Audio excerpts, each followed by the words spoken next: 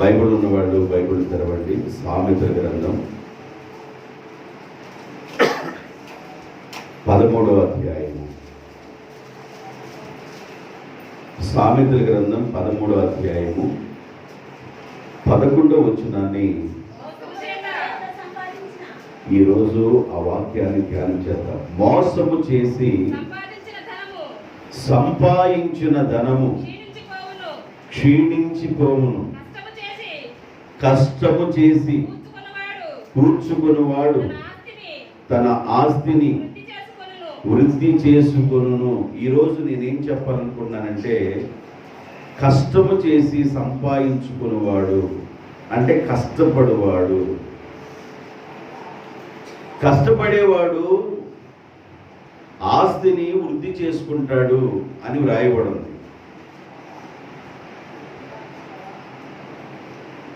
వాక్యము సత్యం. మోసము చేసి సంపాదించే ఆస్తి ఉంది,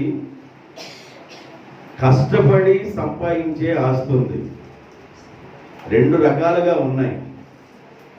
కష్టము చేసి సంపాదించుకున్నవాడు, కూర్చుకున్నవాడు తన ఆస్తిని వృద్ధి చేసుకొనును అంటాడు.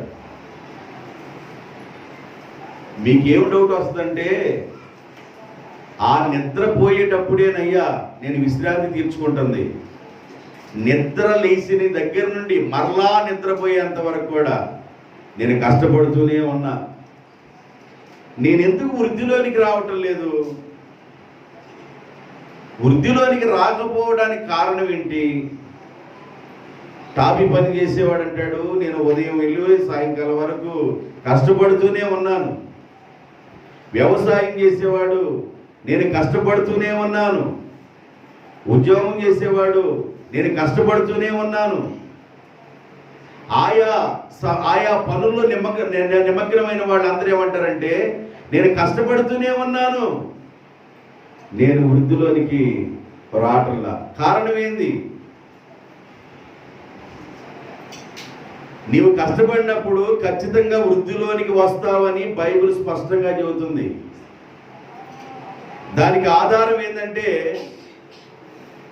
చిన్న జీవులు చీమలను చూడు, చిన్న జీవులు చీమలను చూడండి, నాకెళ్ళి చూడండి,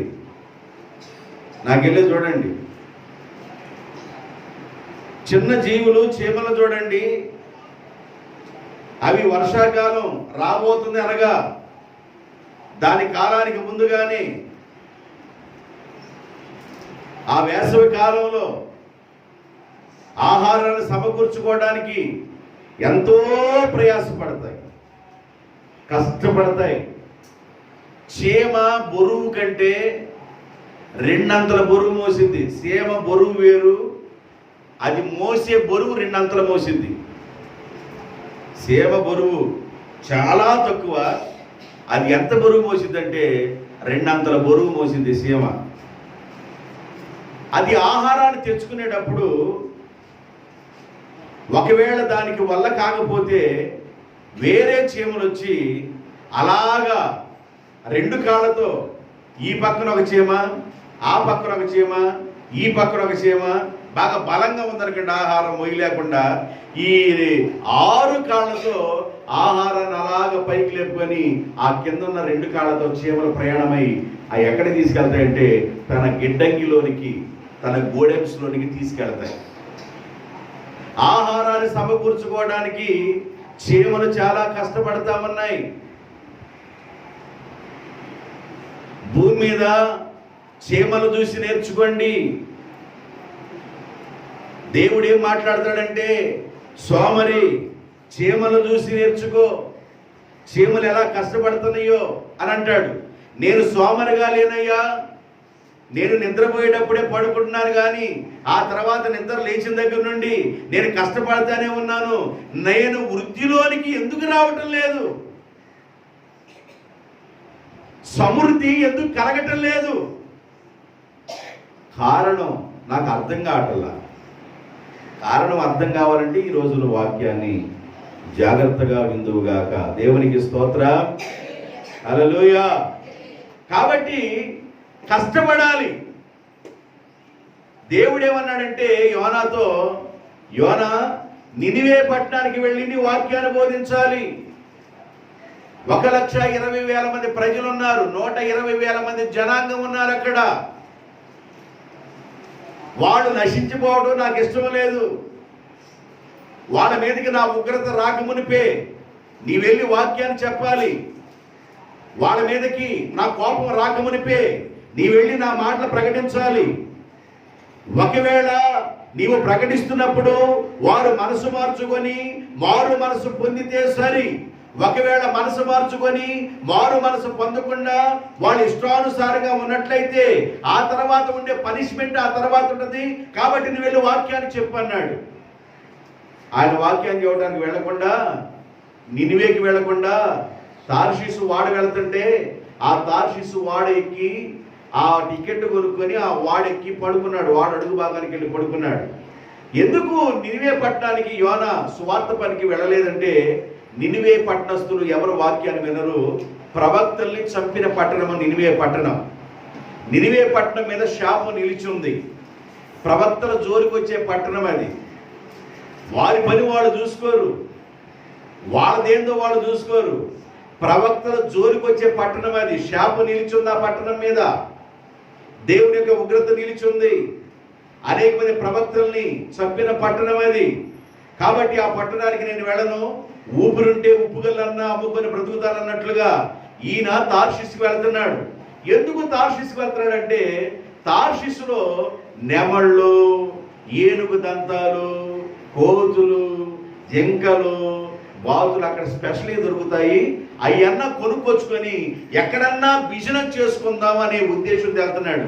మరి బాబు, నువ్వు బిజినెస్ చేయడానికి పిలవలేదురా బాబు, నిన్ను నీ బిజినెస్ పక్కన పెట్టి నా పని చేయడానికి పిలిచానని చెప్పేసి దేవుడు అంటే, కాదు నేను బిజినెసే చేస్తా, నేను నీ మాట విన్ను, నా మాటే నేను వింటా, నీ మాట విన్న దేవా నేను బిజినెసే చేస్తానని బిజినెస్ పర్పస్తో తార్షీసుకు వెళ్ళాడు.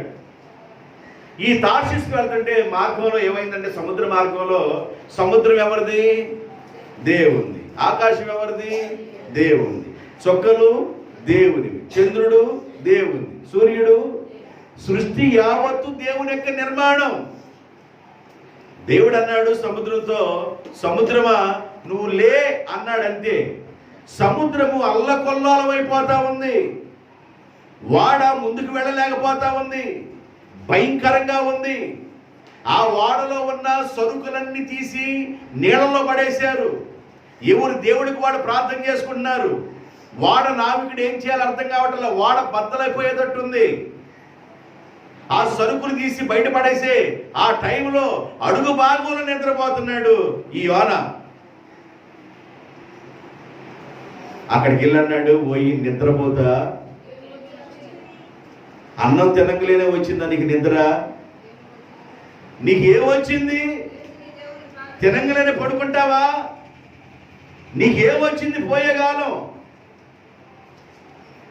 పోయి నిద్రపోతా, దరిద్రం పరిగెత్తుకుంటూ వచ్చింది. దరిద్రపు గొట్టుగా ఉండబాకు, దారిద్రపు రేఖ కింద ఉండబాకు, అది పరిగెత్తుకుంటూ వచ్చింది.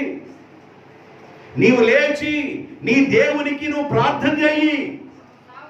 అసలు నువ్వు ఎవరివి? నీ అడ్రస్ ఏందని అడిగితే ఆయన అన్నాడు, ఈ సముద్రానికి, భూమికి, ఆకాశానికి దేవుడిగా ఉన్న ఆ దేవుని కుమారుడిని అన్నాడు. సభాష్, బాగా సాక్ష్యం ఇచ్చాడు. నన్ను బట్టే ఆయన అంటాడు, ఈ సముద్రంలో ఉన్న ఈ తుఫాను దేనికి వచ్చిందంటే మిమ్ములు బట్టి కాదు, నన్ను బట్టి వచ్చింది. మరి ఏం చేయమంటావు? నన్ను ఎత్తి సముద్రంలో పడేయండి అంటే సముద్రంలో పడటానికన్నా ఇష్టపడ్డాడు, కానీ నినివే పట్టణానికి వెళ్ళిపోయి వాకింగ్ చేయడానికి ఇష్టపడ్డాడు. కారణం ఏంటంటే భయం. భయం. దేవుని గురించి పాడటానికి భయపడకూడదు, దేవుని గురించి మాట్లాడటానికి భయపడకూడదు, దేవుని గురించి నడవడానికి భయపడకూడదు. ఒక్కసారే నీకు ఆయుష్కాలం, రెండోసారి లేదు.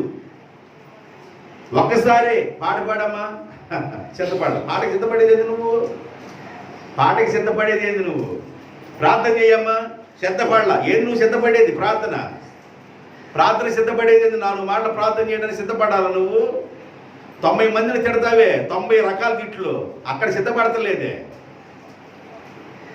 90 రకాల లాంగ్వేజ్లో తిడతావు నువ్వు, 90 అర్థాలు వచ్చి తిడతావు ఒక్కొక్క తిట్టు.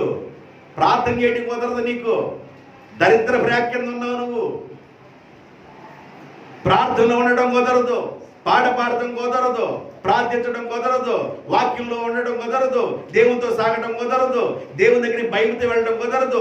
ఎలా వచ్చింది నీకు ఆశీర్వాదం? కష్టపడుతున్నావు, ఎలా నువ్వు వృద్ధిలోకి వస్తావు? నువ్వు ఆశీర్వాదం ఎలా పొందుతావు? ఈరోజు నువ్వు జాగ్రత్తగా వినాలి. అయితే ఈయన గారిని నన్ను ఎత్తన్న సముద్రంలో పడండి అన్నాడు.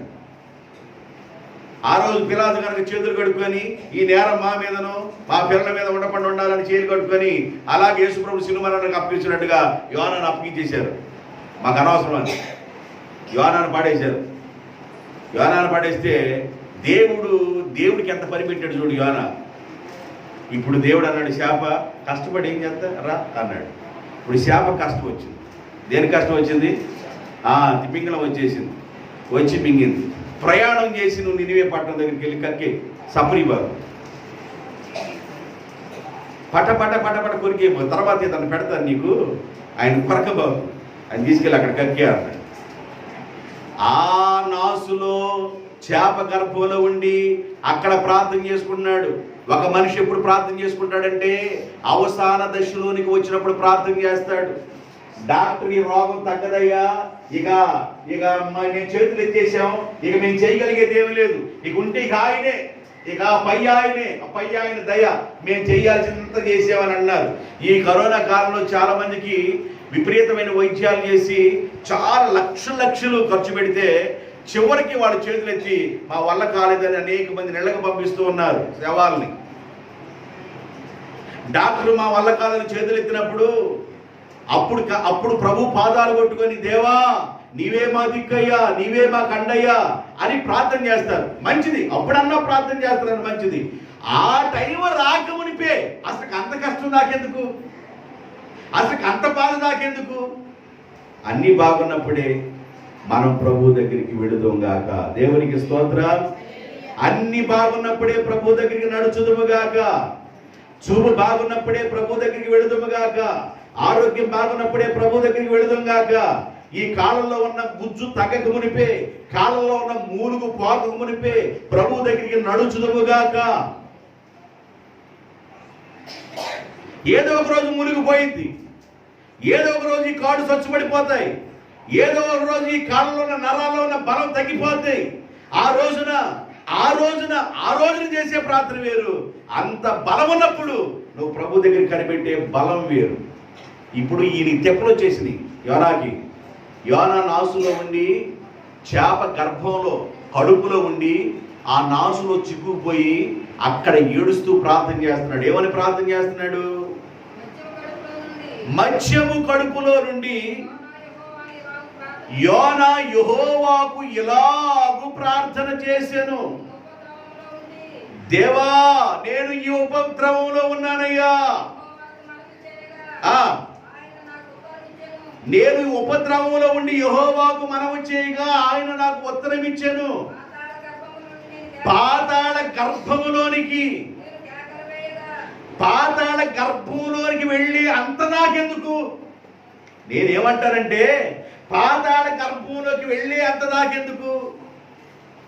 దేవుడు ఏమన్నాడు? ఆహారం ఇస్తున్నాను, తినండి, నన్ను ఆరాధించండి, నన్ను స్మరించండి, నన్ను జ్ఞాపకం చేసుకోండి. ఆహారం ఇచ్చేది నేను, గాలినిచ్చేది నేను, నీరునిచ్చేది నేను, సమస్తాన్నిచ్చేది నేను, కనుక ఇవన్నీ అనుభవిస్తూ నన్ను ఆరాధించండి అన్నాడు. నేను ఇలా మాట్లాడితే ఒక ఆయన అన్నాడు, మాయరోగమా అన్నాడు. అన్నిచ్చిన ఆయన్ని ఆరాధించడం మాయరోగమా అన్నాడు. ఆయనకు అర్థమైంది వాక్యం. అన్ని ఇచ్చిన దేవుణ్ణి నువ్వు ఆరాధించలేకపోతున్నావు, అన్ని సహాయం చేసిన దేవుణ్ణి నువ్వు ఆరాధించలేకపోతా ఉన్నావు. దేవుడు అన్ని విధాలుగా నీకు కృప చూపిస్తే నువ్వు ఆయన ఆరాధించలేకపోతా ఉన్నావు. అట్ట కాదా? ఇప్పుడు ఎక్కడికి వెళ్ళాలి? పాతాళపు గర్భంలోనికి వెళ్ళి నువ్వు ప్రార్థన చేయాలా? సముద్రపు గర్భంలో ఉండి ప్రార్థన చేయాలా? చేప గర్భంలో నాసులో ఉండి ప్రార్థన చేయాలా? అంత బాధ ఎందుకు రావాలి? అన్ని తెప్పలు ఎందుకు రావాలి ఈయన గారికి? కారణం ఏంటంటే ఏమేం లేదు, చెప్పండి, ఏమేం లేదు. దేవుని మాట వినలా. దేవుడు రైట్ టైంలో ఒక మంచి మాట చెప్తాడు. దేవుని యొక్క మాట వినలా, దేవుని మాటకు లోబడలా. ఇష్టానుసారంగా దేవుడు ఒక చోటకి వెళ్ళమంటే మరి ఒక చోటకి ప్రయాణమయ్యి ఇష్టానుసారంగా వెళ్ళాడు. కాబట్టి అయ్యా నేను పాతాళపు గర్భంలో ఉండి ఏడుస్తున్నాను. ఎందుకురా నాయన అన్ని చెప్పాలి నీకు ఎందుకురా బాబు అన్ని బాధలు? పాతాళపు గర్భంలోకి ఎందుకు వెళ్ళేవరా యోనా అంటే నేను చేసుకున్న రాతండి. ఎందుకు వెళ్ళాను పాతాళ గర్భంలోనికి? ఎందుకు వెళ్ళాను సముద్ర ఆకాశంలోనికి? ఎందుకు వెళ్ళావు చేప గర్భంలోనికి? ఆ నాసులోనికి ఎందుకు వెళ్ళావు? నేను చేసుకున్న తెప్పలు ఎవరు చేసుకుంటే వాళ్ళు చేసుకున్న వాళ్ళకి చేసుకున్నంత. ఆయన నమ్మితేనేమన్నా సొమ్ము, నమ్మకపోతే దుమ్ము, నీ ఇష్టం. ఇప్పుడు నేను దేని గురించి మాట్లాడుతున్నానంటే కష్టము చేసి కూర్చుకునేవాడు తన ఆస్తిని వృద్ధి చేసుకొనును అనే మాట మాట్లాడుతూ యోనాను గుర్తు చేస్తున్నా. ఎందుకు ఈ టాపిక్ గుర్తు చేశారు పాస్టర్ గారు అని మీకు రాకపోయినా నేను చెబుతా. ప్రార్థన చేశాడు, అయిపోయింది, చేప వచ్చేసింది, నినివే పట్టణంలో కక్కేసింది, అయ్యగారు వెళ్ళిపోయాడు, జాగ్రత్త వచ్చింది. నినివే పట్టణస్తులారా 1,20,000 మంది, 120,000 మంది ఉన్న పట్టణం, ఒక దిన ప్రయాణం అంతా చేసి ఈ నినివే పట్టణం మీదకి దేవుని యొక్క ఉగ్రత రాబోతుంది, మీరు మారు మనసు పొందితే సరి, మీరున్న పీఠాలు దిగితే సరి అని ఆయన మాట్లాడుతూ ఉండగా ప్రజలకి భయము, ఆందోళన కలిగింది. అందరూ ఉపవాసం ఉండి గోని పట్ట కట్టుకొని ప్రార్థన చేస్తున్నారు. ఒకవేళ దేవుడు ఏమన్నా చేస్తాడేమోనని ఆ ఉదయకాలం అంట ఒక ప్రాంతానికి వచ్చి కూర్చున్నాడంట. యోనా గ్రంథం 4వ అధ్యాయం 10వ వచనం. అందుకు యెహోవా, జాగ్రత్తగా వినండి, కష్టపడి కూర్చుకొనివాడు తన ఆస్తిని వృద్ధి చేసుకొను అనే మాట మాట్లాడుతున్నాను. ఇప్పుడు ఈ 4వ అధ్యాయం 4వ అధ్యాయము 8, 9, 10 వచనాలు చదవండి. మరియు ఎండకాయగా దేవుడు వేడి కలిగిన తూర్పు గాలిని రప్పించెను. యోనా తలకు బాగా ఎండ దెబ్బ తగలగా అతడు సొమ్మసిల్లి, అయ్యా బ్రతకడం కంటే మనిషి కష్టం వస్తే చావే మేలయ్యా. మనిషి కష్టాలు వస్తాయి, మనిషికి సుఖాలు వస్తాయి. కష్టాల్లో నిలబడాలి, దేవుని కొరకు నిలబడాలి. దేవునికి స్తోత్రం. అన్నీ బైపాస్ రోడ్ లాగా సాఫీగా ఉండవు. కతుకుల రోడ్డు కూడా వచ్చింది. కతుకుల రోడ్డు దగ్గర బ్యాలెన్స్కి వెళ్ళాలి, ఎంత కింద పడతాం.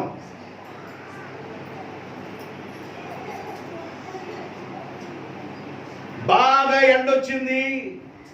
ఆ ఎండ దెబ్బకి నేను బ్రతకడం కంటే చావు మేలు. అంటే ఒక మనిషికి శ్రమ వస్తే చావటమే మేలు అనుకుంటారు. ఇంతకుముందు ఆల్రెడీ చచ్చిపోయాడు, సముద్ర గర్భంలోకి వెళ్ళి చచ్చినట్లు లెక్కే. మళ్ళీ ఇక్కడికి వచ్చిన తర్వాత ఏమన్నా మనసు మార్చుకుంటాడంటే అబ్బే అసలు కష్టపడతానికి బిడ్డ ఇష్టపడతల్లా. ఎవరు?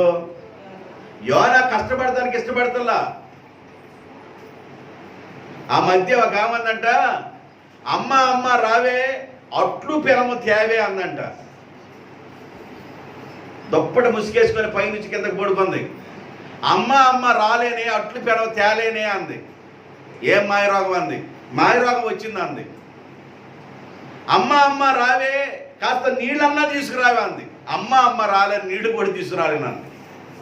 పాపం కష్టపడి అట్లు పోసేసింది, చట్నీ కూడా చేసేసింది. చట్నీ కూడా చేసేటప్పుడు తిరగమోతేసే వాసన బాగా వచ్చింది దుప్పట్లోకి. ఇప్పుడు అంది ఎట్టగైన కూతురు కదా, తల్లి అంది, అమ్మ రావే అట్లన్నా తిందు రావంటే వస్తున్నానమ్మా వస్తున్నాను అంటే తినేదానికి బెల్లులు బ్రేకులేమి, బెల్లు లేదు బ్రేకు లేదు, పులి స్టాపులు కామాలు ఏమి లేవు. అంత డాష్ డాష్ డాష్ డాష్. ఇక అంతే, ఇక అసలు పులి స్టాప్ లేదు అక్కడ. ఆశ్చర్యార్థకం కూడా లేదు. ఏమన్నా తిను, ఉదయకాలం నుండి సాయంకాలం వరకు రన్నింగ్ రేసులో ఉంటుంది కొంతమంది నోరు. మరి కష్టపడడానికి తిందు రావే అనగలే చాలా ఇష్టంగా ముసుగులో నుంచి లేచి వెళ్ళిపోయి తింటానికి వెళ్ళింది. చిన్న పిల్లల పాఠాల్లో మనకు అర్థమవుతుంది. దేవుడు నీకు ఆరోగ్యం ఇచ్చుండగా, దేవుడు నీకు బలం ఇచ్చుండగా, చిన్న వయసులోనే యవన ప్రాయంలోనే ఒకవేళ నువ్వు కష్టపడటం కానీ నేర్చుకోకపోయినట్లయితే భవిష్యత్తు దినాల్లో నువ్వు చాలా బాధపడతావు. ఒక ఆయన అన్నాడు, కష్టాన్ని ఇష్టముగా చేసుకొని బెస్ట్గా చేయి, ఆశీర్వాదం ఉండిద్ది అన్నాడు. దేవునికి స్తోత్రం. కష్టాన్ని ఏం చేసుకోవాలంట? కష్టాన్ని ఇష్టంగా చేసుకొని బెస్ట్గా ఉండన్నాడు. కష్టాన్ని ఇష్టంగా చేసుకొని బెస్ట్గా ఉంటే ఒకరోజు ఆశీర్వాదం చూస్తాం. కష్టాలు వస్తాయి, ఆ కష్టాలలో నుండి దేవుడే మనల్ని విడిపించునుగాక. దేవునికి స్తోత్రం. అయితే ఒక మాట గుర్తుపెట్టుకోండి, ఒకడు కష్టపడి కూర్చుకొను తన ఆస్తిని వృద్ధి చేసుకొను. కష్టం చేసుకునే వాడికి ఆస్తి వృద్ధి అయ్యిద్ది అని వాక్యంలో ఉంది. కష్టపడుతున్న చీమలు ఆహారాన్ని దాచుకుంటున్నాయి. దాదాపు 3-4 నెలలు వర్షాకాలం ఉంటే ఆ వర్షాకాలంలో ఆహారం దొరకదు కనుక ఆ 4 నెలలకి 3 నెలలకు సంబంధించిన ఆహారాన్ని వాటి యొక్క గిడ్డంగుల్లో దాచుకుంటుంది, వాటి యొక్క ప్యాలెస్ లో దాచుకుంటున్నాయి. ఇక్కడ కష్టపడే వాడికి ఆశీర్వాదం ఉండాలి. ఎందుకు రావటం లేదు అంటే అసలు కొంతమంది కష్టమే పట్టలేదు. కొంతమంది పడే కష్టం ఎలా ఉందంటే ఆయన మాట చొప్పున పట్టల్లా, అంటే ఆయనలో ఉండి నడవటల్లా. పేతురుతో అన్నాడు, నీ మాట చొప్పున. పేతురు అన్నాడు యేసు ప్రభుతో, అయ్యా ప్రభువా నీ మాట చొప్పున రాత్రంతయు కష్టపడ్డా, అయితే ఈ రోజున నీ మాట చొప్పున వల వేస్తున్నానంటే 153 చేపలు పడ్డాయంటే, గొప్ప చేపలు. రాత్రంతా కష్టపడిన ఒక చేప కూడా. దేవుని యొక్క మాట మనం విందుంగాక. ఆమె చెప్పండి. రాత్రంతయు శ్రమ పడినా రాలేదు ప్రభు జయము,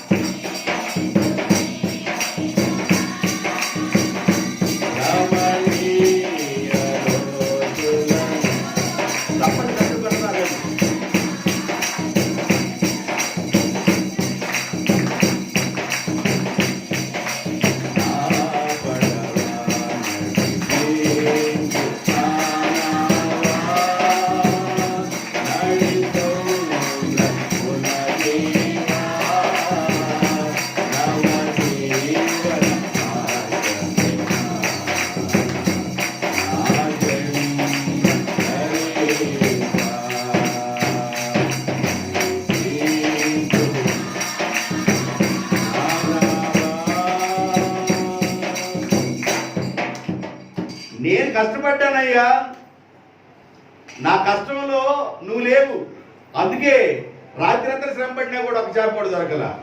నీ మాట చొప్పున నేను ఇప్పుడు వల వేస్తున్నా. దేవుని యొక్క అద్భుతం చూశాడు.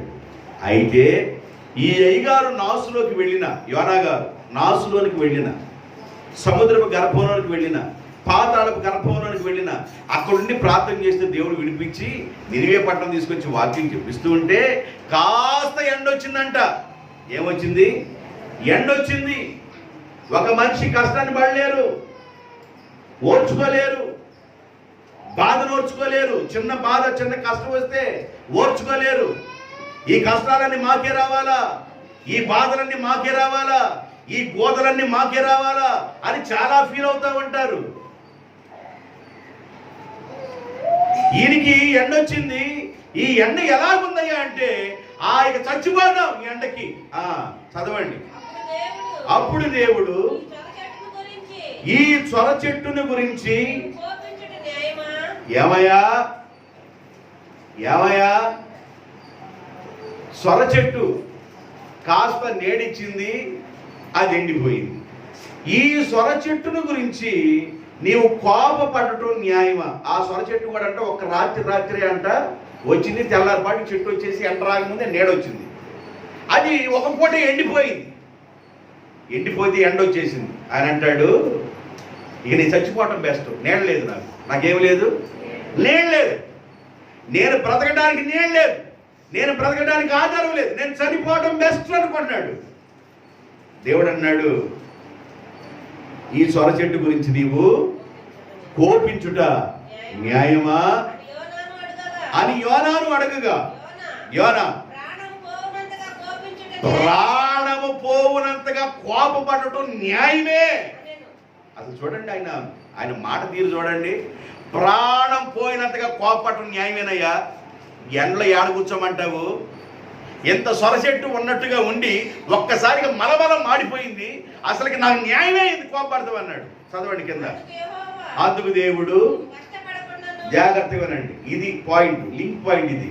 నీవు కష్టపడకుండాను, నీళ్లు పోయకుండాను, పాది చేయకుండాను, పెంచకుండాను, దానికి కంచేయకుండాను, ఒక రాత్రికి రాత్రే పుట్టి పెరిగి ఒక రాత్రిలోనే మాడిపోయిన ఈ సొర చెట్టు విషయమై నీవు ఎంతగా చనిపోవటం న్యాయమే. సొర చెట్టు పోతేనే, సొర చెట్టు నీడపోతేనే చనిపోవటం న్యాయం అంటున్నావే. 1,20,000 మంది మీదకి ఉగ్రత రాబోతుంది, చచ్చిపోబోతున్నారు, వెళ్ళి వాక్యం చెప్పరంటే నువ్వు వాక్యం చెప్పకుండా నువ్వే పట్టణం వెళ్తున్నావు, ఇది నీకు న్యాయమా అన్నాడు. కొంతమందికి ఎన్ని చెప్పినా అర్థం కాదు. బండకి చెప్పినట్టే, గోడకి చెప్పినట్టే, మొత్తలకి చెప్పినట్టే. కొంతమందికి ఎన్ని అన్న కొట్టు, గోళ్ళకి మొత్తలు కొట్టినట్టే, వంటలు కొట్టినట్టు. నాకు న్యాయమే. ఏమరా నీకు న్యాయం? నీకు న్యాయం ఏంది? నేను చనిపోవడం న్యాయమే అన్నాడు. మరి సముద్రంలో చచ్చిపోకూడదు, ఎందుకు ప్రార్థన చేసే నువ్వు? ఆ సముద్రంలో పడ్డావు కదా, చేప వచ్చింది, చేప గర్భంలో ప్రార్థన చేయకుండా దేవాన్ని స్తోత్రం పోయిన ప్రభు అని అలాగే మెలకుండా ఉండకూడదు. నాసులో ఉండి, గర్భములో, సముద్రపు గర్భంలో ఉండి, పాతాళపు గర్భంలో ఉండి ఎందురా బాబు మొరపెట్టావు? మొరపెట్టకుండా ఉండకూడదు కాదు, నేను బ్రతకాల. మరి ఇక్కడ సొరచెట్టు పోయినందుకే, నీడ పోయినందుకే, ఎండ వచ్చినందుకే నేను చచ్చిపోవాలంటున్నావే. సొరచెట్టు ఏమన్నా వేసావా? విత్తనం ఏమైనా పెట్టావా? ఆ విత్తనానికి నీళ్లు పోసావా? ఆ విత్తనాన్ని పాలు చేసావా? ఆ విత్తనాన్ని కాపు కాసావా? ఏమైనా పెంచావా? నువ్వు పెంచినోడికి తెలుసా బాధ. దేవునికి స్తోత్రం, హల్లెలూయా. దేవుడికి తెలుసా బాధ. దేవుడు అంటాడు, ఒక తల్లి గర్భంలో పాలు పోసినట్లు పోసి, జున్ని గట్లను పేరబెట్టినట్లు పేరబెట్టి, వాని నరములు, కీళ్లు, మూలుగులు, మాంసం, ఎముకలు ఇచ్చి తల్లి గర్భంలో ఉండగానే ఒక వ్యక్తిని సంధించిన వాడిని నేను కదా అంటాడు. ఎంత చేశాడు దేవుడు అండి మన కోసం. తల్లి గర్భంలో ఉన్నప్పుడు ఎంత ప్లాన్ చేశాడో మన కోసం. తల్లి గర్భంలో ఉండగానే మన చేతులు చక్కగా ఆడేటట్టుగా, కాళ్ళు ఆడేటట్టుగా పెట్టాడు. ఈ చెయ్యి చక్కగా ముందుకు సాగుకుంటే ఇలాగ వచ్చినట్టుగా పెట్టాడు. ఒక చెయ్యి నెట్టగంట, ఒక చెయ్యి వెనక పెట్టినట్టయితే సత్యసావయ్యేది. మెలేసి ఒక చెయ్యిని దేవుడు గర్భంలో ఉండగా నెట్ట మెలేసి వెనకట దిబ్బెట్టేసి ఒక చెయ్యి నెట్ట పెట్టినట్టయితే ఇక వెనక సైకి వెనక చేసుకొని ముందు సైకి ముందు చేస్తా ఉండాలి. ఇక దేవుడు ఎంతగా ప్రేమిస్తున్నాడండి. యోనా, నువ్వు కష్టపడలా, యోనా నువ్వు విత్తనం వేయలా, యోనా నీవు నీళ్లు పోయలేదు. కష్టపడకుండా, విత్తనం వేయకుండా, నీళ్లు పోయకుండా, పాది చేయకుండా ఉన్న ఈ సొర చెట్టు ఒక రాత్రికి రాత్రి మాడిపోయి తెల్లరిపాటికి ఎండొస్తే ఎంత బహుగా పెద్ద ఫీల్ అవుతున్నావే. నేను చనిపోవటం న్యాయమే అంటున్నావే. మరి 1,20,000 మంది చనిపోవడానికి సిద్ధంగా ఉన్నారా బాబు, వాళ్ళకి వెళ్ళి వాకింగ్ చెప్పరా నాయన అంటే కష్టపడిన అంటున్నావే, ఇది నీకు న్యాయమా అన్నాడు దేవుడు. నేనేమంటానంటే, అసలుకి దేవుడు పూర్తిగా నిన్ను అగాధంలో తీసుకెళ్ళిన దాకా నువ్వు ఎందుకు ఉండాలి? దేవుడు నిన్ను పూర్తిగా పాతాళపు గర్భంలో తీసుకెళ్ళిన దాకా నువ్వు ఎందుకు ఉండాలి? దేవుడు నిన్ను చేప గర్భంలో ఉన్న నాసులోకి తీసుకెళ్ళి అక్కడ వెతుకుండాలి. ముందుగా నువ్వు మోకరిస్తే మంచిది కదా. సగ్గుజావ కాసుకొని తాగుతూ ఉన్నప్పుడు, సాయంకాలం వచ్చేసరికి మళ్ళీ పానకం తాగుతూ, మళ్ళీ ఉదయకాలం లేవలే బాణం పాలు తాగుతూ, మళ్ళీ మధ్యాహ్నం లేవలే థమ్స్అప్ బాటిల్ తాగుతూ, మళ్ళీ సాయంకాలం రాగలే నిమ్మకాయ నీళ్ళు తాగుతూ, మళ్ళా తెల్ల రంగులే కొబ్బరి నీళ్ళు తాగుతూ, మళ్ళీ సాయంకాలం రాగలే ఇలాగా. ఎంత బాగున్నప్పుడు ప్రార్థిస్తే బాగుండేదిగా. దేవుడు నీకు ఇచ్చే ఆశీర్వాదంలో నిలబడి నువ్వు ప్రార్థన చేయాలి. దేవునికి స్తోత్రం. కష్టంలో ఉన్నప్పుడు ఎవడైనా ఏడుస్తాడు. కష్టం ఉన్నప్పుడు ఎవడైనా కష్టం ఏడవ తప్పదు, ఎవడైనా ఏడుస్తాడు. నేనేమంటానంటే, ఈ రోజున నువ్వు పడుతున్న కష్టం నీకు ఆశీర్వాదకరంగా మార్చబడును గాక. ఈరోజు నా మాట విను, ఇది దేవుని మాటగా గమనించు. ఈ రోజు నువ్వు పడుతున్న కష్టం అది వృద్ధిలోనికి రావాలని మాట్లాడుతున్నాను. అది వృద్ధిలోనికి వచ్చును గాక. ఆమెను చెప్పుకోరా మీరు? ఆడే కూర్చుంటారా? మీరు ఆడే ఉంటారా? ఒకసారి జాగ్రత్తగా, మీరు పడుతున్న కష్టము వృద్ధిలోనికి వచ్చును గాక. గట్టి చెప్పండి. మీరు పడుతున్న కష్టము అది మీకు ఫలముగా మారును గాక. కొంతమంది కష్టపడతారు కానీ ఆ కష్టం ఏమైపోతుంది చెప్తా, జాగ్రత్తగా వినండి. మీరు జాగ్రత్తగా విందురు గాక. కీర్తన గ్రంథం 109:11. కీర్తన గ్రంథము 109:11. వారి ఆస్తి అంతయు అప్పులు వారు ఆక్రమించుకొందురు గాక. వారి కష్టార్జితము పరులు దోచుకొందురు గాక. వారి కష్టార్జితము ఎవరు దోచుకున్నారంట? నీ కష్టార్జితం ఎవరు తినాలి? నీ కష్టార్జితం ఎవరు తినాలి? నీ కష్టార్జితము నీ భార్య నీ పిల్లలు తినాలి. కానీ నీ కష్టార్జితము నీ భార్య నీ పిల్లలు తినడానికి అవకాశం లేకుండా పరులు దోచుకుంటున్నారు. నీ కష్టార్జితం పరులు ఇంటికి వెళ్ళిపోతుంది. కొంతమంది కష్టం ఇంట్లో వాళ్ళని పెట్టరు, కొంతమంది ఇంట్లో ఆయన్ని పెట్టరు, వీధిలో ఆయన్ని పెడతారు. మరి అదేం ప్రేమ అర్థం కాదు. ఇదేమి ప్రేమ అర్థం కాదు. వాళ్ళని అడిగితే అంటారు అదే ప్రేమ అంటారు. చచ్చిపోతావంట నేను, నువ్వు చచ్చిపోవడానికి సిద్ధంగా ఉన్నావంట నేను. ఇంట్లో వాళ్ళు తినరు, ఇంట్లో చేసుకున్నవి పొరులు అనుభవిస్తూ ఉంటారు. నీ కష్టార్జితం బయటికి వెళ్తా ఉంటుంది. నీ కష్టార్జితం నీ భార్య నీ కుమార్తె నీ కుమారుడు నీ కుమార్తె నీ కష్టార్జితం అనుభవించాలి. అది పొరులు అనుభవిస్తున్నారు. కొంతమంది కష్టార్జితం వృద్ధిలోనికి రాకపోవడానికి కారణం ఏం తెలుసా? నీ కష్టార్జితము వృద్ధిలోనికి రాకపోవడానికి కారణం తెలుసా? పరులు అనుభవిస్తున్నారు. కష్టార్జితం ఎవరు అనుభవిస్తున్నారు? పరులు అనుభవిస్తున్నారు. మరి అది ఏమి మమకారము, అది ఏమి ప్రేమో? 2వ వచనం, సామెతల గ్రంథం 5వ అధ్యాయం 10వ వచనం. నీ ఆస్తి వలన పరులు తృప్తి పొందుదురు, నీ కష్టార్జితము ఎవరింటికి? అనిల్ ఎవరు? నీ ఇల్లు కాదు, నీ కష్టార్జితం ఇంకోటి ఇంట్లో ఉండింది. నీ కష్టార్జితము అన్యుల ఇల్లు చేరును. ఉదయం నుండి సాయంకాలం వరకు పడే కష్టం, కష్టపడి ఆ కష్టాన్ని ఇంటికి తీసుకొచ్చి నీ కుటుంబము నీ పిల్లలు అనుభవించాలని కష్టం మార్గ మధ్యంలోనే మరి ఒకరి ఇంటికి వెళ్ళిపోతుంది నీ కష్టం. ఎందుకు నువ్వు వృద్ధిలోకి రావట్లేదు అర్థమవుతుందా నీకు? నీ కష్టము వృద్ధిలోనికి వచ్చును అని చెప్పాను. నేను ప్రథమ వాక్యం చదివించానంటే నీ కష్టము చేత నీవు కూర్చుకొందువు, నీ ఆస్తి వృద్ధిలోనికి వచ్చును అని చెప్పాను. నువ్వు కష్టపడుతున్నప్పుడు నువ్వు వృద్ధిలోనికి వస్తావని చెబుతున్నాను. కానీ వృద్ధిలోనికి రావలసిన నీవు వృద్ధిలోనికి రాకుండా ఉండడానికి కారణం ఏంటంటే అది పరుల ఇంటికి వెళుతుంది, అన్యుల ఇంటికి వెళ్ళిపోతుంది. ఎక్కడికి వెళ్ళిపోతుందంట? నీ కష్టం ఎక్కడికి వెళ్ళిపోతుంది? అన్యుల ఇంటికి వెళ్ళిపోతుంది. నీకు అర్థమవుతుందా? నీ కష్టం ఎక్కడికి వెళుతుందో అర్థమవుతుందా? ఒక్కొక్క ఆమెను అడిగితే ఏం చెప్పంటావన్నా, ఎన్నిసార్లు చెప్పాలన్నా, ఏది చెప్పినా కూడా కారుకి స్టెఫిన్ టైర్ ఉన్నట్టుగా మనిషికి కూడా స్టెఫిన్ టైర్ ఉండాలంట. ఏముండాలంట? కారుకి ఏముంది? పంచర్ అయిన వెంటనే ఏముండాలా? స్టెఫిన్ టైర్ ఉండాలి. ఈయనకి కూడా స్టెఫిన్ టైర్ ఉండాలంట. ఇది ఎక్స్ట్రా టైర్. ఉన్న టైర్ ఏమో ఇలాగ సత్తుంటే ఎక్స్ట్రా టైర్ ఎందుకురా నీకు? ఉన్న కుటుంబాన్ని నువ్వు ఏది లేకపోతుంటే ఎక్స్ట్రా ఎందుకురా బాబు నీకు? ఉన్న కుటుంబాన్ని సరిగ్గా చూసుకోలేకపోతే ఎక్స్ట్రా ఎందుకురా నాయన నీకు?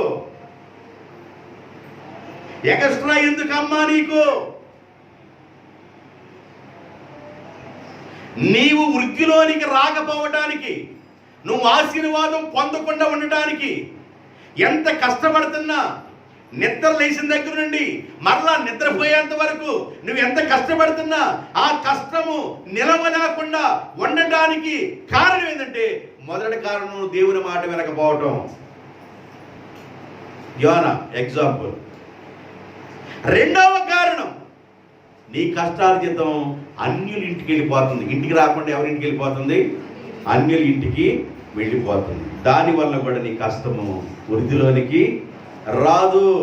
పరులు దోచుకొనుచున్నారు నీ కష్టము, అది అన్యుల ఇంటికి వెళ్ళిపోతుంది కష్టం. యెషయా గ్రంథం 55వ అధ్యాయము 2వ వచనం. యెషయా గ్రంథం 55వ అధ్యాయము 2వ వచనం.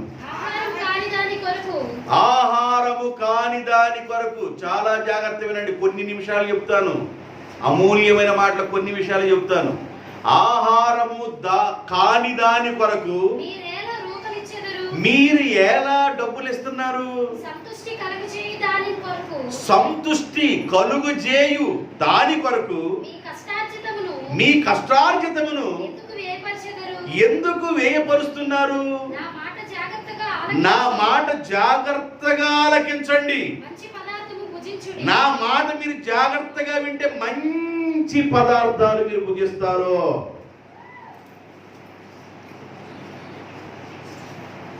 సంతుష్టి, చందని విధానం.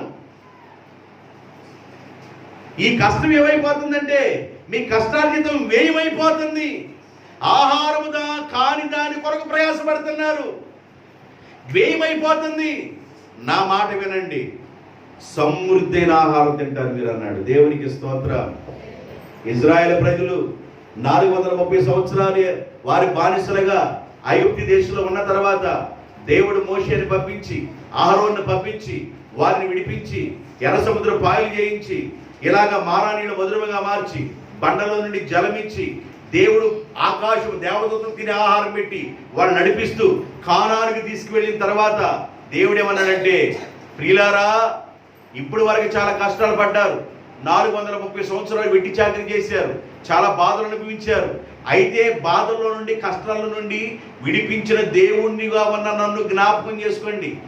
విడిపించిన దేవుడిగా ఉన్న నన్ను మర్చిపోబాకండి. ఎవరైనా మేలు చేశారనుకండి, మనం జీవితంలో మర్చిపోకూడదండి. ఎవరైనా చిన్న మేలు చేశారనుకండి, చచ్చేంత వరకు నువ్వు మర్చిపోకూడదు. కృతజ్ఞత అంటే దాని అర్థమైంది తెలుసండి. మేలు ఎన్నడూ మర్చిపోకూడదు. నువ్వు బాధలో ఉన్నప్పుడు, నువ్వు కష్టంలో ఉన్నప్పుడు, నువ్వు వ్యాధిలో ఉన్నప్పుడు, నువ్వు నిట్టూర్పులో ఉన్నప్పుడు, వీటన్నిటిని విడిపించబడ్డ కొరకు ఎవరైతే నీ కొరకు ప్రార్థన చేశారో, నీ విషయంలో నీ కష్టాలు ఎవరైతే పాల్గొన్నారో నువ్వు ఎన్నడూ మర్చిపోకూడదు. కొంతమంది పెట్టినప్పుడు చెప్పండి, పెట్టినప్పుడు పెళ్ళి కూడా భోజనమా? పెట్టినప్పుడు పెళ్లి కూడు, పెట్టినప్పుడు అబ్బా అడితే పెడితేనేమన్నా అమ్మ బొమ్మ బంగారపు తొమ్మ, పెట్టకపోతే అమ్మ లేదు బొమ్మ లేదు బంగారపు బొమ్మ లేదు నువ్వు గొయ్య.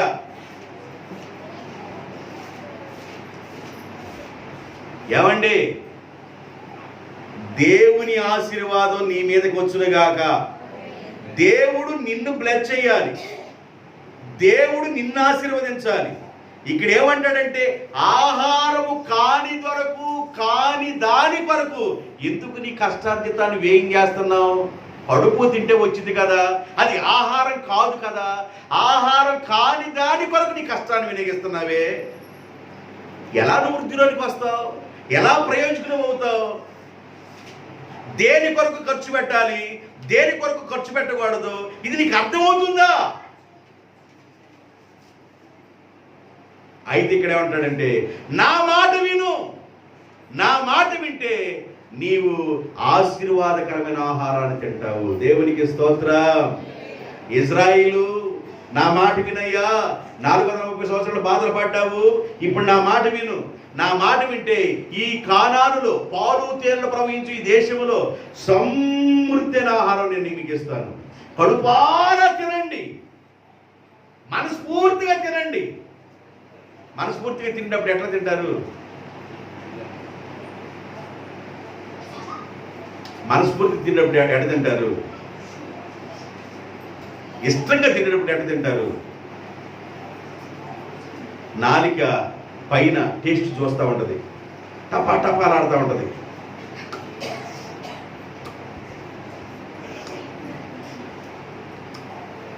మోతలు వేసుకుంటా ఇష్టపూర్వకంగా.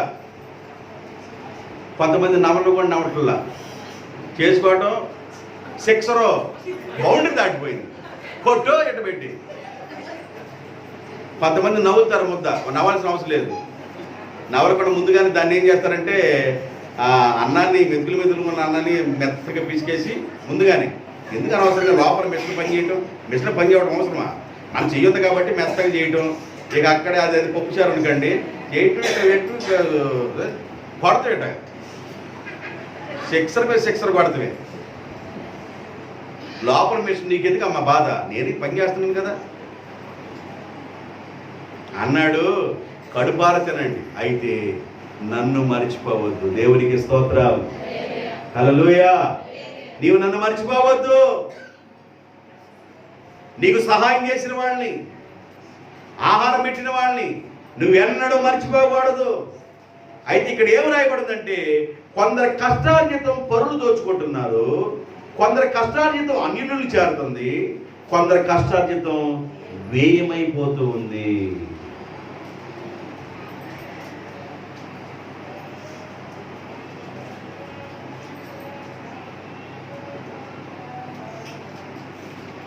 జనవరి నెల రాబోతుంది. ఏ నెల రాబోతుంది? ఏ నెల? జనవరి నెల వస్తే ఏమొచ్చింది? ఇప్పుడే ఏమైపోయింది మనకి? ఏ పండుగ అయిపోయింది? దసరా ఉత్సవాలు. రేపే ఉత్సవాలు రాబోతున్నాయి. సంక్రాంతి ఉత్సవాల కోసం కోళ్ళు బాగా మడ్డిపూడి వేసినట్టుగా మడ్డిపూడి, జొన్న వేసినట్టుగా జొన్న, పచ్చజొన్నలు బాగా అయ్యి పెట్టి, జీడిపప్పు, బాదపప్పు, పెస్తా బాగా పెట్టి వేపి కోడి కుక్కరు అంటుంది. భలే అంటుందే, భలే అంటుంది. కోడి కుక్కరకు అనక ఏమనిద్ది? అది భలే అంటుంది అంటే అది కుక్కరకు అనిద్ది. భలే అనేది ఏముంది అక్కడ? దీన్ని తీసుకెళ్ళిపోయి సంక్రాంతి సంబరాల్లో, ఏ సంబరాల్లో? సంక్రాంతి దీన్ని మేపటం మాకు కష్టం. మేబీ సంక్రాంతి సంబరాల్లో దానికి ఒక కత్తి కట్టి ఎంత పాట? 50,000 ఇంటికాడ సంపాదించాడా? అన్నాన్ని సంపాదించాడే 3 ఎకరాలు వాటిలో 50,000. ఇది అక్కడ పడి కక్కరాకు ఉంటుంది, అది ముందుకు వచ్చి పడామని కొట్టింది, కక్కరాకు అని కింద పడింది.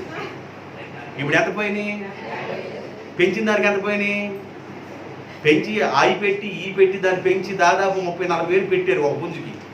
కక్కరాకు కావాలి ఇంటి దగ్గర, ఆడికి కుక్కర కాలేదు. ఇక 50,000 పందులు, 50,000 ఒక్క దెబ్బకి 2 దెబ్బలకేనండి. మన నగరంలో ఒక్క దెబ్బ 2 దెబ్బలే అంతే. చావు తగలటం ఇక ఆలస్యం లేదు, పేకట్ట కోసుకుపోవటమే, పడిపోవటమే. 1,00,000 పోయి నేను ఆగుతున్నారా? మళ్ళీ చెత్తమ్మడి తిరుగుతూ ఉంటుంది, పెట్టపోగమ్మటం ఇంకో పుంజు. అది యాక్టివ్గా ఉన్నట్టుగా ఉంది పర్సను అని దాన్ని కొట్టుకెళ్ళిపోయి దాన్ని వేస్తారు. నీ కష్టార్జితం ఎక్కడికి వెళ్తుంది? దానికి మళ్ళా అనౌన్స్మెంట్, ప్రియులారా గమనించండి, ఇదిగో కాకి వస్తుంది, డేగ వస్తుంది. ఏమొస్తుందంట? నీ ప్రాణం తీస్తుందిరా కాకి డేగ. నీ కష్టార్జితం అన్ని నీళ్ళు చేరుతుంది. నీ కష్టార్జితం అన్ని నీళ్ళు చేరుతుంది. నీ కష్టం నీ చేతిలో ఉంటల్లా, నీ పిల్లలు అనుభవించటంలా అది అన్నులింటికి వెళ్ళిపోతుంది. ఈ రోజు నువ్వు నా మాట వింటే సమృద్ధైన ఆహారం తిందువుగాక. దేవునికి స్తోత్రం. హల్లెలూయా. ఒకసారి మీరు ఎక్కడికి వెళ్ళాలంటే ఆది కాండంలోకి వెళ్తారా? వెళ్ళాలి. ఆది కాండంలోకి వెళ్ళండి. 31వ అధ్యాయం 40, 41, 42. పగటి ఎండకు రాత్రి మంచుకును నేను క్షీణించిపోతిని. నిద్ర నా కన్నులకు ఏమైపోయింది? జాగ్రత్త వినండి. పగలేమన్నా ఎండకి, రాత్రి ఏమన్నా మంచుకి, నిద్ర నా కన్నులకి దూరమైపోయి నేను క్షీణించిపోతిని. ఎందుకు? నేను గొర్రెలు కాస్తా ఉన్నా. యాకోబు చెబుతున్న మాట ఇది. గొర్రెలు కాయటానికి పగలు ఎండకి, రాత్రి గొర్రెల దగ్గర పడుకొని మంచుకి. నిద్ర లేక నేను క్షీణించిపోయా. పడుకున్న దగ్గర నుంచి ఏ పూలు వచ్చిందో, ఏది టేరేసుకెళ్ళిద్దోనని గొర్రెలు కాస్తానికి గొర్రెల దగ్గరే పడుకున్నాను. క్షీణించిపోతిని. చదవమ్మా. ఇది వరకు నీ ఇంటిలో నేను 20 సంవత్సరాలు ఉన్నాను. మీ ఇద్దరు కుమార్తెల నిమిత్తము 7, 14 సంవత్సరాలు, నీ నిమిత్తం 6 సంవత్సరాలు కొలువు చేశాను. టోటల్ 20 సంవత్సరాలు అయిపోయింది. అయినను నీవు నా జీతము 10 మార్లు మార్చితివి. నా తండ్రి దేవుడు, ఇది జాగ్రత్తగా వినండి, నా తండ్రి దేవుడు అబ్రహాము దేవుడు, ఇస్సాకు ఇస్సాకు భయపడిన దేవుడు నాకు తోడై ఉండని ఎడల నిశ్చయముగా నీవు నన్ను ఖాళీ చేతులతోనే పంపించేవాడు రా బాబు, దిక్కులేని వాడు బాబు అని నేను ఎలా వచ్చేది? నా దేవుడు, నా తండ్రి దేవుడు అబ్రహాము ఇస్సాకు దేవుడు నాకు తోడుగా ఉన్నాడు గనుక దేవుడు నా ప్రయాసమును నా చేతుల కష్టమును చూచి పోయిన రాత్రి నిన్ను గద్దించాడు. పేక మీద, గొంతు మీద కాలేసి తొక్కుతారని గద్దించాడు. రేయ్ లాబానా, యాకోబు దగ్గరికి వెళ్తున్నావు, జాగ్రత్త. ఏదో పెద్ద హీరోలాగా గొంతు మీద కాలేసి తొక్కుతా అన్నాడు దేవుడు. కలలో అన్నాడు. యాకోబుతో ఏదన్నా చెడ్డగా మాట్లాడతావేమో, నోరు అదుపులో పెట్టుకుని మాట్లాడు. జాగ్రత్త, నువ్వు భూమి మీద బ్రతకాలనుకున్నట్లయితే, కాస్త నోకలు తినాలనుకున్నట్లయితే జాగ్రత్తగా మాట్లాడన్నాడు దేవుడు. ఇదేముందండి అక్కడ? జాగ్రత్త, ఆయనతో ఏది పడితే మాట్లాడబాకు. మంచి గాని చెడు మాటలు గాని నువ్వు జాగ్రత్తగా ఉండి పలకొద్దు. జాగ్రత్త సుమి. మరలా చెబుతున్నాడు, జాగ్రత్త సుమి. ఆయన అంటాడు, అయ్యా మామగారు 20 సంవత్సరాలు నేను కష్టపడ్డాను, నీవు 10 సార్లు జీతం మార్చి. నా తండ్రి అయిన అబ్రహాము దేవుడు, నా తండ్రి అయిన ఇస్సాకు దేవుడు నా చేతుల కష్టాన్ని చూసి నన్ను ఏం చేశాడంటే ఆశీర్వదించాడు. దేవునికి స్తోత్రం. ఎప్పుడైతే యాకోబు ఆశీర్వదించబడ్డాడో, యాకోబుకి గొర్రెలు పెరిగిపోయినాయో, యాకోబుకి ఆస్తి పెరిగిపోయిందో, యాకోబు యొక్క బావమర్దులకి అసూయ వచ్చేసింది. వాళ్ళు అంతకుముందు బావగారు బావగారు బావగారు అని పిలిచేవాడు. బావగారు బావగారు అని పిలవట్లా, చాలా కోపంతో చూస్తున్నారు. మా బాబు సొమ్మంతా దోచుకున్నాడు యాకోబు అన్నట్లుగా చూస్తున్నారు బావమర్దులుగా ఉన్నవాడు. అప్పుడు యాకోబు అన్నాడు, అమ్మా నా బావమర్దుల యొక్క చూపు నిన్న మొన్న చూచినట్లుగా లేదు, తేడాతో చూస్తున్నారు. ఇక్కడ వద్దిగా నా తండ్రి ఇంటికి వెళ్ళిపోదాం పదండి అని యావదాస్తి, దేవుడిచ్చిన యావదాస్తి, తను పగలు ఎండకి రాత్రి మంచుకి నిద్ర లేకుండా క్షీణించిపోతా ఉన్నా కూడా 10 సార్లు జీతం మార్చాడండి. జాలి లేని వాడు. కొంతమంది పని చేయించుకొని తిప్పుకుంటామంటారు. అవసరమా? నెల లోపు కష్టాలు ఎవరికైనా ఉంటాయి, బాధలు ఎవరికైనా ఉంటాయి. కూలివాని కూలి ఏం చేసిందంట? మొరపెట్టింది. ఆడికి అవసరతలు ఉంటాయి, ఈయనకి చాలా అవసరతలు ఉన్నాయి. పిల్లలు పుట్టారు యాకోబుకి, పిల్లలు పెరిగారండి. యాకోబుకి చాలా అవసరతలు ఉన్నాయి. వెళ్ళిపోయి ప్రతి అవసరత, మామగారు నేను నీ దగ్గర ఉన్నాను కాబట్టి నాకు సహాయం చేయి, నాకు ఇయ్యని అడగలేడు. కాబట్టి యాకోబుకి అవసరతలు ఉన్నాయి. యాకోబు కష్టపడుతున్నాడు, తన జీతం తనకి ఇవ్వాలి. ఇవ్వాల 10 సార్లు మార్చాడు. దేవుడు యాకోబును చూసి అన్నాడు, నీ చేతుల కష్టాన్ని సార్ నేను చూశాను, నిన్ను నేను వృద్ధిలోనికి తీసుకొస్తున్నాను. దేవునికి స్తోత్రం. నేను నిన్ను వృద్ధిలోనికి తీసుకొస్తున్నా. మోడు పారిపోయిననుకున్నావే, ఇక చిగురు పట్టననుకున్నావే, ఎండిపోయిన మొద్దునైపోతున్నాను అనుకున్నావే, నేను నిన్ను చిగురు పుట్టించబోతున్నాను, ఫలాలు రప్పించబోతున్నాను అన్నాడు దేవుడు యాకోబుతో. దేవునికి స్తోత్రం. మోడు బారిన జీవితాలను చిగురింప చేయగలవు నీవు.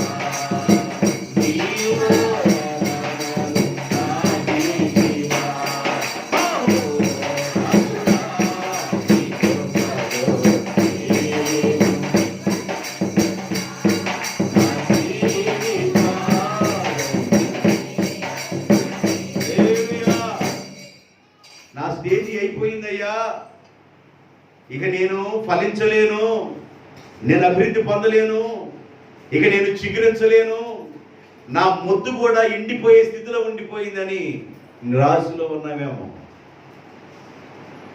ఈరోజు ప్రభు మాట్లాడుతున్నాడు, నేను నిన్ను ఫలింప చేయబోతున్నా, అయితే నీవు నా మాట వినాలి. యాకోబు నా మాట విన్నాడు కనుక ఎండకెండి మంచుకు తడిచి కళ్ళకి నిద్ర దూరం అయిపోయి క్షీణించిపోతా ఉన్నా అబ్రహాము దేవుడు, ఇస్సాకు దేవుడు నా కష్టార్జితాన్ని చూసి నా చేతులను ఆయన సమృద్ధితో నింపాడు. లాభాను ఆస్తి కంటే అల్లుడు ఆస్తి పెరిగిపోయింది. కారణం ఏందో తెలుసండి? యాకోబు బస్తా ఏం తెచ్చుకున్నాడంటే మార్గ మధ్యంలో కాస్త నూనె బాటిళ్లను తాగటానికి వాటర్ తీసుకొని వచ్చాడు.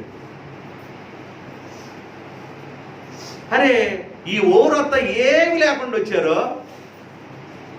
నువ్వు ఇచ్చే ఆస్తి సగం రాసి 1 ఎకరం. ఈ ఊరంతా ఏమి లేకుండా వచ్చారంటే ఏమైనా ₹1 కోటి ఇచ్చావా? ఓ ₹900 గ్యాస్ ఒక నెల కోసం ఇచ్చావా? ఒక 5 లీటర్లు నూనె ఏమన్నా ఇచ్చావా? కరోనా కాలంలో ఏం కష్టపడుతున్నారని కూరగాయలు బియ్యం ఏమన్నా ఇచ్చావా? ఎందుకు నీకు మాటలో?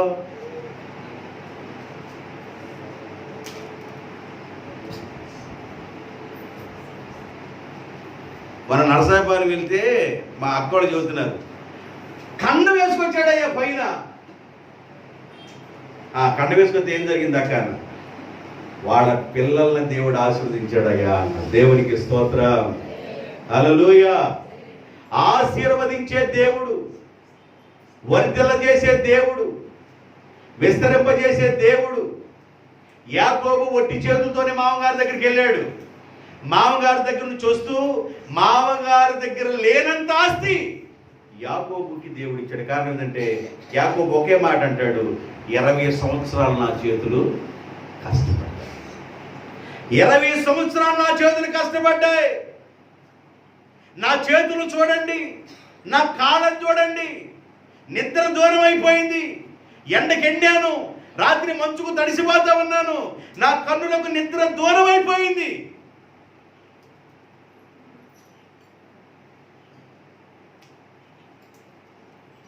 మేం పెడితేనేనండి యాకోబు, మేం పెడితేనే 25 కేజీల టిక్కీ అయిపోగానే మళ్ళీ 25 కేజీల టిక్కీలు మేమే వేస్తున్నాము. 25 కేజీల టిక్కీలు అప్పుడు 25 కేజీల టిక్కీలు మేమే వేస్తున్నాం యాకోబుకి. యాకోబు అన్నాడు, మూసుకోనోరు అన్నాడు. మూసుకో చాలిక. 25 కేజీల టిక్కీ అప్పుడు 25 కేజీల టిక్కీలు నువ్వు వేస్తున్నావా? 20 సంవత్సరాలు కష్టపడ్డా గొర్రెలు కాసాను నేను, మందను కాస్తా ఉన్నాను. మంద కాస్తున్నాను కనుక మంద పాలు తాగుతున్నా. దేవునికి స్తోత్రం. మంద కాయవాడు మంద పాలు తాగుతాడు. బలిపీఠం మీద సేవ చేసేవాడు వచ్చిన ఆహారం తింటాడు. పొలం వేసిన వాడు పొలం యొక్క ఆహారం తింటాడు. నేను మంద కాస్తున్నా, మంద పాలు తాగుతానంటున్నాడు యాకోబు. యాకోబును ఆశీర్వదించిన దేవుడు అంటాడు, యాకోబు ఒక మాట అంటాడు, నా తండ్రి అయిన అబ్రహాము ఇస్సాకుల దేవుడు నా చేతుల కష్టార్జితాన్ని చూశాడు. అన్యుల ఇంటికి వెళ్ళనీ లేదు, పొరుల ఇంటికి వెళ్ళనీ లేదు, నా కష్టార్జితం వెయ్యి కానీ లేదు. నా కష్టార్జితాన్ని దేవుడు ఆశీర్వదించాడు, దాన్ని వృద్ధిలోనికి తీసుకొచ్చాడు అన్నాడు. ఈ రోజున నీ కష్టార్జితం వృద్ధిలోనికి రావాలని ఆశపడుతున్నావా? నీ చేతుల కష్టార్జితం ఆశీర్వదించబడాలని ఆశపడుతున్నావా? ఒకవేళ 30-40 సంవత్సరాల నుండి అలాగే రాత్రి నిద్రపోవటం ఏందో, పగలు నిద్ర లేకపోవడం ఏందో, ఇక ఆ టైం తప్ప నేను కష్టపడుతూనే ఉన్నాను, నాకు కలిసి రావట్లేదు అనుకున్నావా? ఎందుకు కలిసి రావట్లేదు నీకు అర్థమవుతుందా? కలిసి రాకపోవటం ఏందో నీకు అర్థమవుతుందా? నీవు కలిసి దేవునితో లేవు, నువ్వు కలిసి దేవునితో నడవటం లేదు, నీవు కలిసి ఆయన మాట వింటలేదు. ఎమ్మాయి అనే గ్రామంలో 2 కలిసి వెళ్తుండగా కలిసి దేవుడు వారి మధ్య వెళ్ళారు, వారి హృదయాలు మండిని. నువ్వు కలవాలి దేవునితో, నువ్వు నడవాలి దేవునితో, దేవుని యొక్క మాటని వినాలి. అప్పుడు నీకు ఆశీర్వాదం వచ్చింది, దేవుని దీవెన వచ్చింది. కాబట్టి దేవుని బిడ్డలారా, ఇలా నేను చెప్పుకుంటూ వెళ్ళండి. చాలా విషయాలు ఉన్నాయి, చాలా విషయాలు ఉన్నాయి. పంటేశాడు ఒక ధనవంతుడు, పాత కొట్లు పడగొట్టాడు. పంట బాగా వచ్చిన తర్వాత కొత్త కొట్లు కట్టాడు. నా ప్రాణమా తినుము. ఇక నువ్వు పెద్ద కష్టపడాల్సిన అవసరం ఏమి, నువ్వు పెద్ద కష్టపడాల్సిన అవసరం లేదు. ఇక నువ్వు తింటమే, సిక్సరే పడతామంటమే. బంతులు కొట్టినాడు. ఆయన అన్నాడు, సిక్సర్ అనే మాట ఎందుకు లేరా, తెల్లారు కదా సిక్సరు, ఇది రాత్రి కదా, సిక్సర్ తెల్లారు కదా. సాంబార్ ఇడ్లీ తినాలన్నా తెల్లారేగా, రాత్రి అయిపోయిందిగా. తెల్లారు నువ్వు లేవాలి సాంబార్ ఇడ్లీ కోసం, సాంబార్ ఇడ్లీ కోసం తెల్లారు నువ్వు లేవాలి లేదా? నువ్వు లేవు. కాబట్టి రాత్రి నేనేం చేస్తున్నాను, ఆ పెట్టిన దీపాన్ని నేను సాంబార్ ఇడ్లీ లేవిక. పెరుగులు వేసిన గారి కూడా చెప్పండి, పెరుగులో వేసిన వడ కూడా లేదు. ఈరోజే నీ తడపంతా తీసేస్తున్నాను అన్నాడు. తెల్లారు లేవాలి కదా. పాత గొట్లు పడగొట్టి కొత్త గొట్లు కట్టించి నా ప్రాణమా తినుము త్రాగము సుఖించు, ఇక నీ ఇష్టం, కష్టం లేదుక అన్నాడు. అట్టగా సరే, ఫైనల్లో ఒక మాట చదివి నేను ముగించేస్తాను. లోకాసువార్త 16వ అధ్యాయం, లోకాసువార్త 16వ అధ్యాయం 25వ వచనం. అందుకు అబ్రహాము కుమారుడా, ఎవరిని అంటుంది? ధనవంతుడిని. కుమారుడా, ఎందుకు ధనవంతుడు కుమారుడు అంటున్నాడు? అబ్రహాము ధనవంతుడు ఏం చేస్తాడంటే తండ్రివైన అబ్రహామా అని పిలుస్తున్నాడు. ఎవరు? ధనవంతుడు అబ్రహాముని తండ్రివైన అబ్రహామా అని పిలుస్తున్నాడు. అబ్రహాం ఎవరికి తండ్రి? విశ్వాసుడు తండ్రి. అంటే ధనవంతుడి విశ్వాసే. కానీ ఏ విశ్వాసి అంటే దేవునికి లోబడని విశ్వాసి. ధనవంతుడే దేవునికి లోబడని విశ్వాసి. ఈయన అంటాడు, తండ్రివైన అబ్రహామా, చదువమ్మా, కుమారుడా, నీవు నీ జీవితకాలం అంతయు నీకు ఇష్టమైనట్లు సుఖాన్ని అనుభవించావు. నీ జీవితకాలం అంతా సుఖమే అనుభవించావు. ఏమి కావాలంటే అది, కన్నేం కోరుకుంటుంది, నోరేం కోరుకుంటుంది, ఏది కావాలంటే అది సుఖాన్ని అనుభవించావు. అలాగుననే లాజరు కష్టము అనుభవించనని. ఈ రోజు నీకు వాక్యం అర్థమైతే నీ కష్టార్జితం దీవించబడింది. లాజరు కష్టమును అనుభవించాను. ఈ విషయాన్ని నువ్వు జ్ఞాపకం చేసుకోవాలి. ఇప్పుడైతే కష్టపడిన లాజరు ఇక్కడ నెమ్మది పొందుతున్నాడు, నీవు యాతన పడుచున్నావు. దేవుని బిడ్డలారా, కష్టపడాల్సిన సమయంలోనే కష్టపడాలి. ఒక రోజున మన కాళ్ళల్లో ఉన్న బలము తగ్గిపోద్ది, శరీరంలో ఉన్న బలం తగ్గిపోద్ది. కష్టపడాల వయసులో కష్టపడకపోతే కష్టపడని రోజులు వస్తాయి. అంటే కష్టపడలేం. అలాంటి రోజుల్లో నీకు ఆశీర్వాదం కావాలంటే రాదు. ఓపిక ఉండగానే కష్టపడాలి. అది ఆహారం కొరకు కానీ, నీ కుటుంబం కొరకు కానీ. దేవుని యొక్క బ్లెస్సింగ్ కూడా ఎప్పుడు రావాలంటే ఓపిక ఉండగానే, అంటే యవ్వన ప్రాయంలోనే నీవు ప్రభు పని చేయదుగాక. దేవునికి స్తోత్రం. యవ్వన ప్రాయంలో మోకరించరండి, మోకరించరు.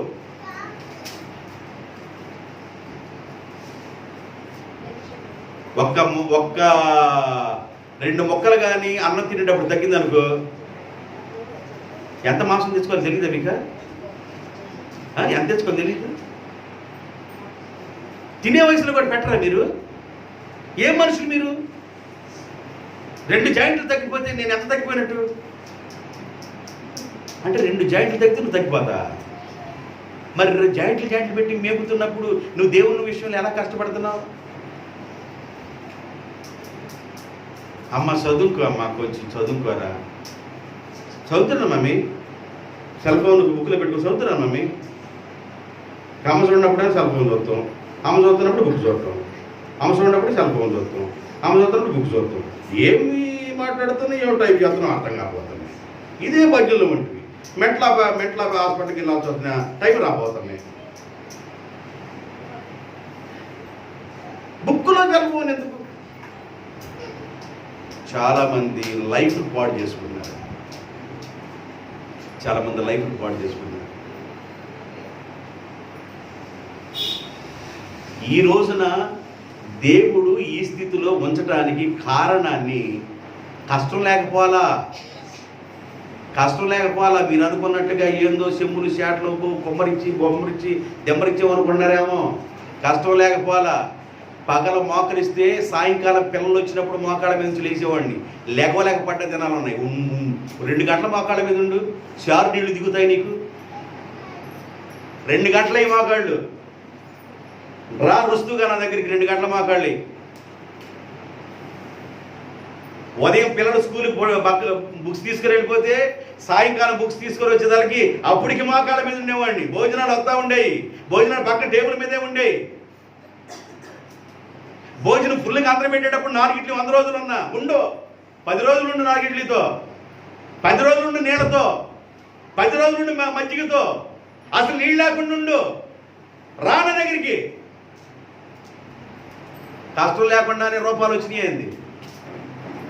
కింద వేసిన ఫౌండేషన్ ఏం కనపడదు, పైన ఉన్న రూపం కనపడింది. మనిషి పడే కష్టం కనపడదు, పైన వచ్చిన ఆశీర్వాదమే కనపడుతుంది మనిషికి. ఆహా, పర్లేదు పర్లేదు అంటే పర్లేదంటే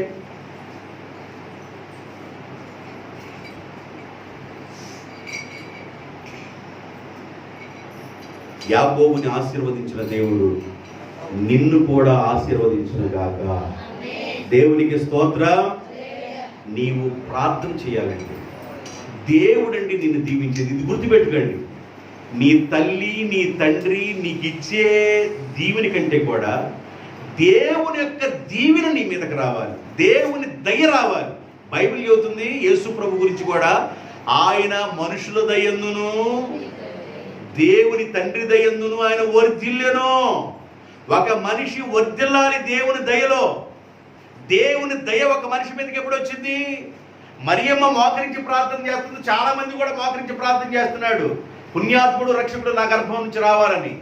కానీ దేవదూత మరియమ్మ కష్టాన్ని చూసింది, ఆమె మోకాళ్ళ ప్రార్థన, ఆమె పవిత్రత. దేవుని దూత పరిశుద్ధాత్మ దేవుడు చూసి, దేవుని దూత మరియమ్మ దగ్గరికి వచ్చి మాట్లాడే మాట ఏంటంటే, దయా ప్రాప్తురాలా, నీకు శుభము కలుగునుగాక, దయా ప్రాప్తురాలా. ఈ మాట దేవదూత మాట్లాడటానికి ఆమె ఎన్ని గంటలు మోకరించిందో తెలుసా? 10 నిమిషాలు మోకరించవు నువ్వు, 10 నిమిషాలు సరిగ్గా ఇంట్లో మోకరించవు, కంటంపటి కన్నీరు బొట్టు ఒకటి రాదు, నీ బిడ్డల కోసం కన్నీరు గార్చవు, నీ కుటుంబం కోసం కన్నీరు గార్చవు, నీ రక్త సంబంధుల కోసం ప్రార్థన చేయవు, నీ సంఘం కోసం ప్రార్థన చేయవు, నీ ఇరుగు పొరుగు వారి కోసం ప్రార్థన చేయవు.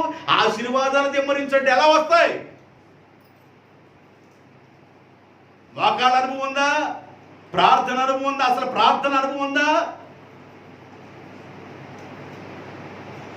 నీ కష్టము వృద్ధిలోనికి రావాలని నేను ఈ సేవకుడికి మాట జ్ఞాపకం చేస్తున్నాను. నీవు ఆశీర్వదించబడాలని సేవకుడికి గుర్తు చేస్తున్నాను. నీకు ఆశీర్వాదం ఎప్పుడు వచ్చిందంటే నీవు దేవునితో సహవాసం. ఎవరితో సహవాసం? మనిషితో 1,00,000 మాటలు మాట్లాడు, పిచ్చి మాటలు.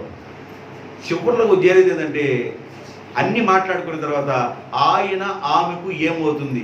-0.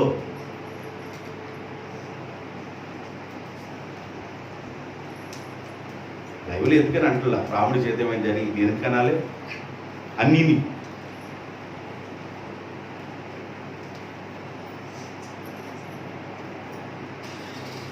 ఈ రోజున నీ హృదయము ఒకవేళ కదిలినట్లయితే దేవుని దగ్గర తీర్మానం చేసుకో. నీవు ఎంతసేపు ప్రార్థన చేయగలుగుతున్నావు నీ కుటుంబం కోసం, నీ బిడ్డల కోసం? అనుకున్న ఎందుకు జరగవు? దేవుడు ఎందుకు చేయడు? దేవుడు స్వార్థపరుడా? దేవుడు తండ్రి కదండి. దేవుడు ఎందుకు ఇవ్వడు?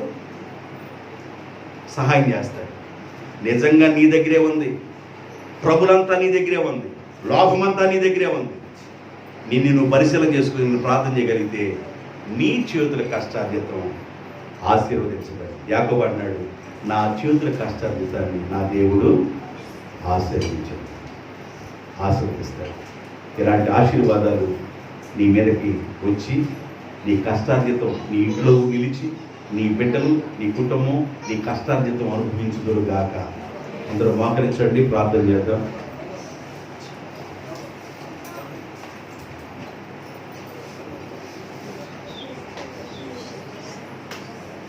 యేసయ్యా మీకు వందనాలు.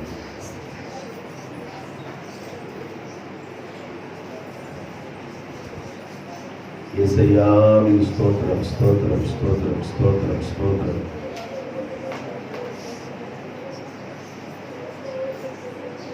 నీవు లేని చోటేది యేసయ్యా,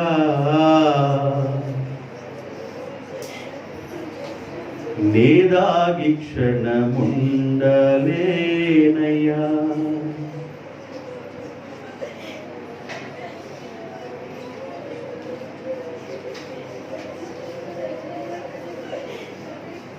ప్రార్థన చేయండి. దేవుడు లేని చోటు ఎక్కడ లేదు, నువ్వు ప్రార్థన చేయాలి.